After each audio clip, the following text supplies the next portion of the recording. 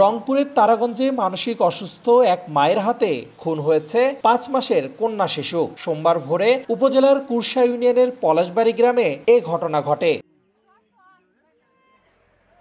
Police ও স্থানীয় সূত্রে জানা যায়, শিশুটি কান্নাকাটি করায় দাদি পাতানি রানী সকালে মা তুলসী রানীর হাতে তুলে দেন দুধ খাওয়ানোর জন্য। কিছুক্ষণ পর শিশুটিকে ঘরে নিয়ে গলা কেটে হত্যা করেন তুলসী রানী। পরে রক্তাক্ত দেহে স্বামী বাবুলালের হাতে তুলে দেন তিনি। এদিকে স্বজনরা জানিয়েছেন তিনি মানসিক সমস্যায় ভুগছিলেন। বাচ্চাটা বল নিম দিয়েছে বাবা, নিম যে কাজের সময় দেখিনি কাজ ফেলে ধর তোর বাচ্চা কখন সেটা?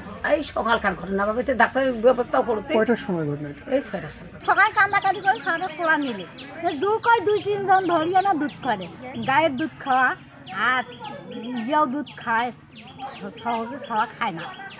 আর বায়ু মিলেছে খোয়াইছে, খাওয়া খাবার পায় নাই কেন বাবুনি আর নিজে ধরিয়ে না দুধ দিয়ে না দুধ তা বসিয়ে দুধও দিছে, দিয়ে দুধ কোনা খাতি খাতি খাওয়া নিয়ম দিয়েছে।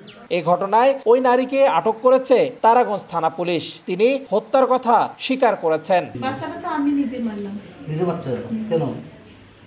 ওই যে বাচ্চাটা হওয়ার পর হাতে আমি ভালো করে রান্না করি খাইতে পারি না, আর একটা মেয়ে আছে তাকেও সেবা যত্ন করতে পারি না, এইটাই সমস্যা। বাচ্চাটা জন্ম দিলেন কেন? জন্ম তো দিলাম, তারপরে কেন জানি এরকম আমি নিজেও বলতে পারছি না। এ বিষয়ে মামলা প্রক্রিয়াধীন বলে জানিয়েছে পুলিশ। রেদওয়ান হিমেল, সময় সংবাদ, রংপুর।